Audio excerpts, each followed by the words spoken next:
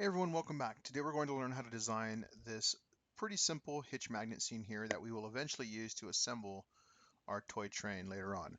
Alright, so let's go ahead and get started. Let's go ahead and do a new design.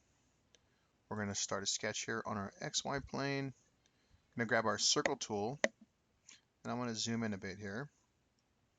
And we're going to drag out a circle here with a diameter of 0.25 inches. Okay, we're going to draw another circle with another diameter of 0.45 inches. Okay, and then we're just going to finish our sketch. Extrude this portion right here a distance of 0.25. Hit OK. And I couldn't find a material.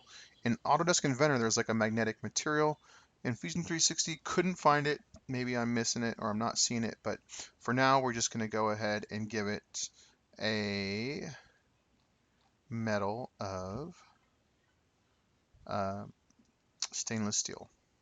Because iron is magnetic and stainless steel is mostly iron.